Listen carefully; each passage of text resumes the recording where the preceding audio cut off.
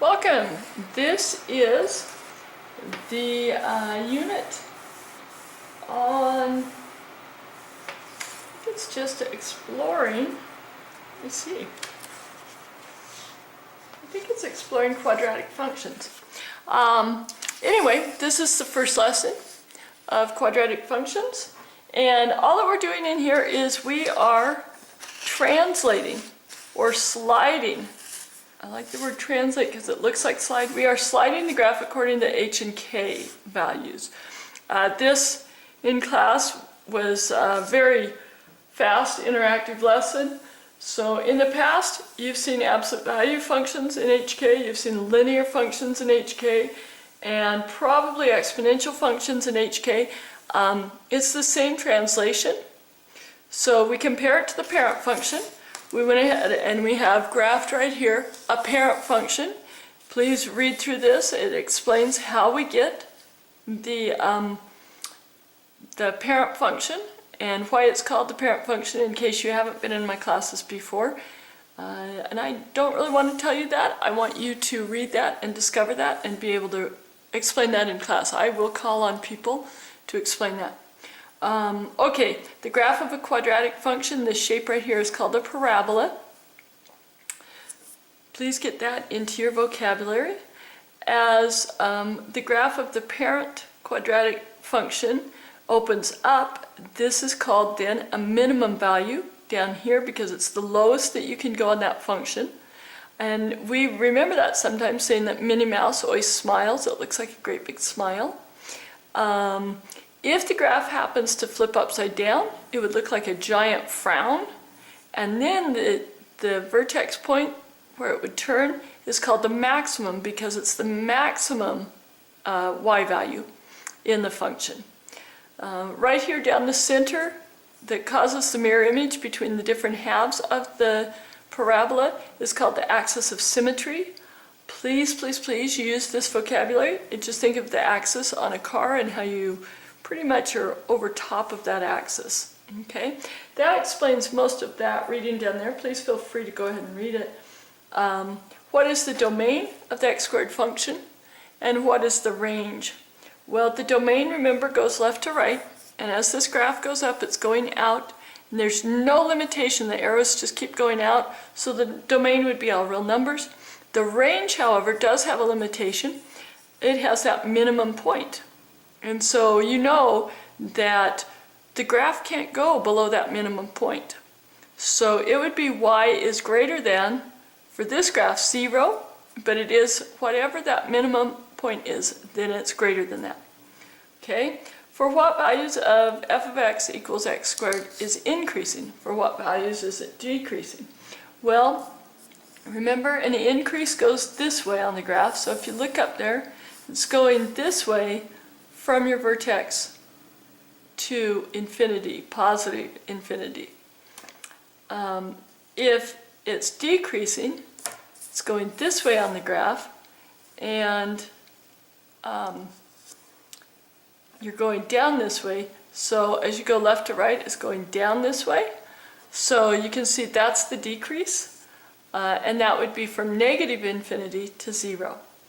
Why is 0, 0 the vertex of the graph? Well, it happens to be the lowest point. It's the turning point. I really encourage you to look up the meaning of vertex. I used to use it just in common everyday language, just to get used to it. It's kind of fun to do that with math terms. So, graph each quadratic function.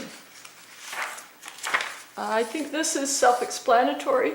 You would follow order of operations, so negative 3 squared, or negative 3 times negative 3 would be positive 9, plus 1 would be 10. And then just keep going. Negative 2 times negative 2 is positive 4, plus 1 is 5.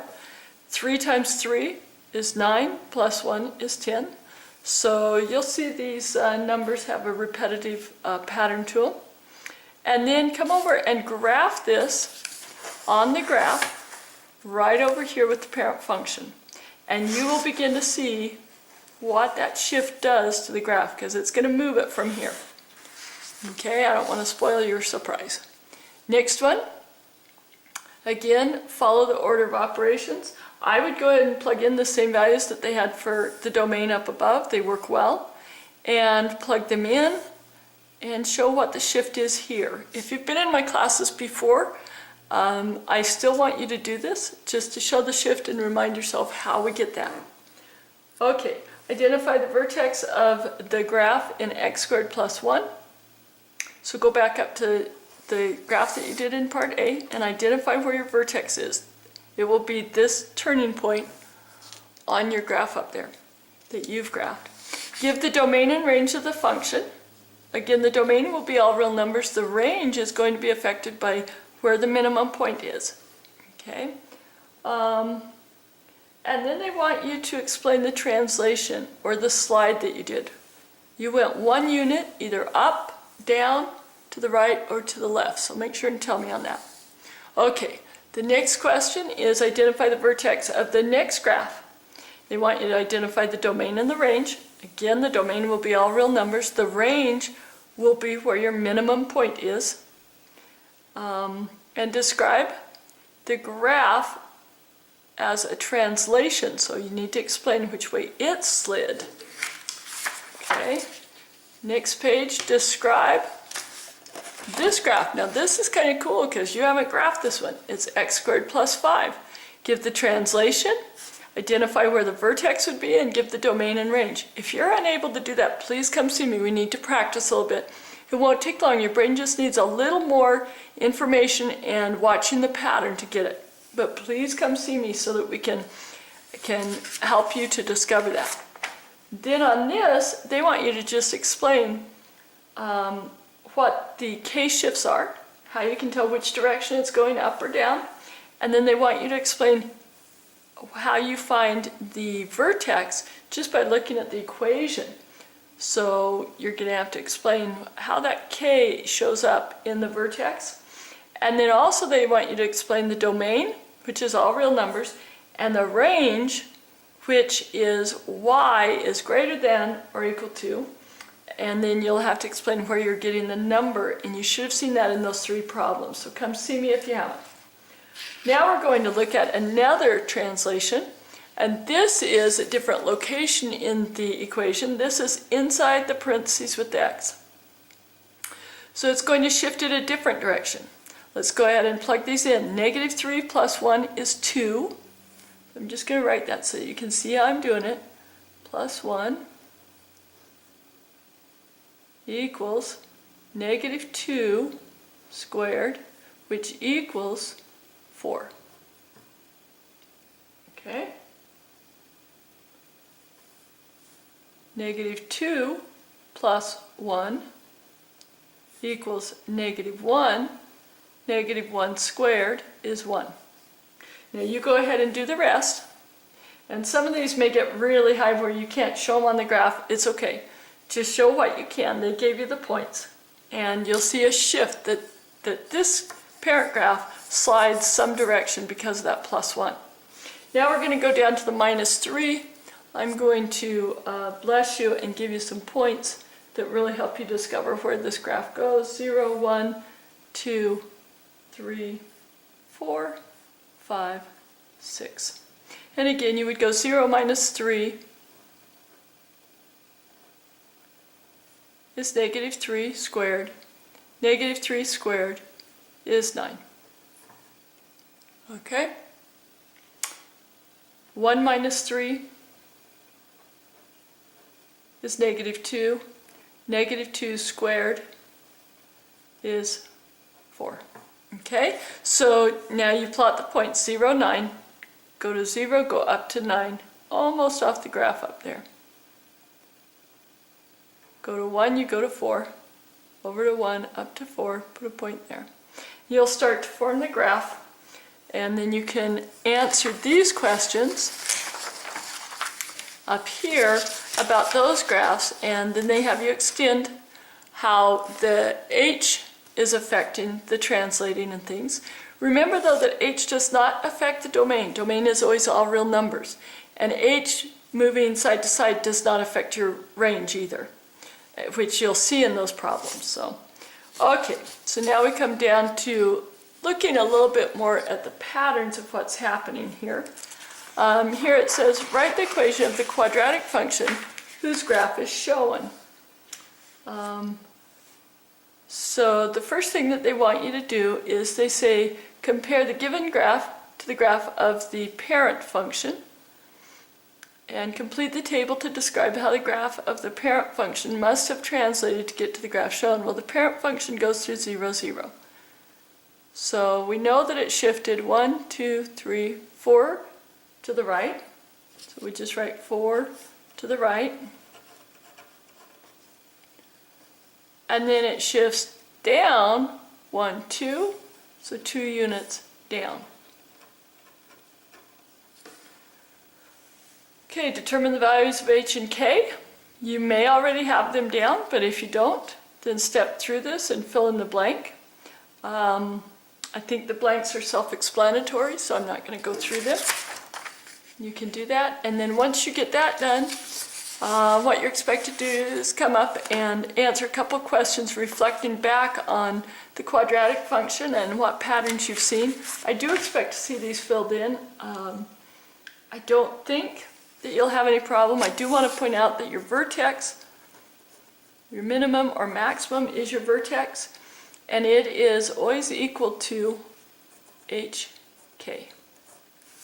Okay, now remember that in the formula, f of x equals x minus h squared plus k. Remember that in the formula that may appear to look like the opposite sign than what it really is. Just think about which way it shifts, and that's how you write it in the vertex.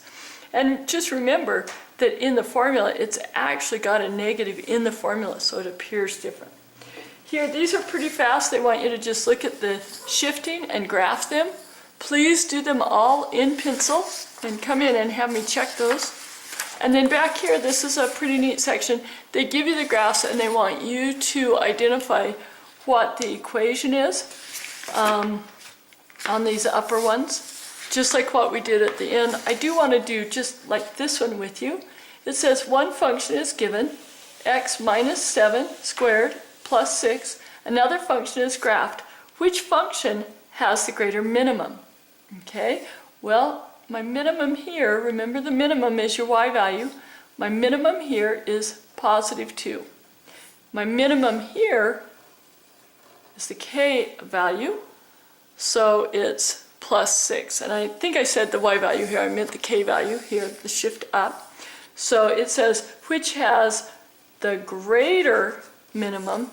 6 is greater than 2, so therefore g of x is greater than the graphed.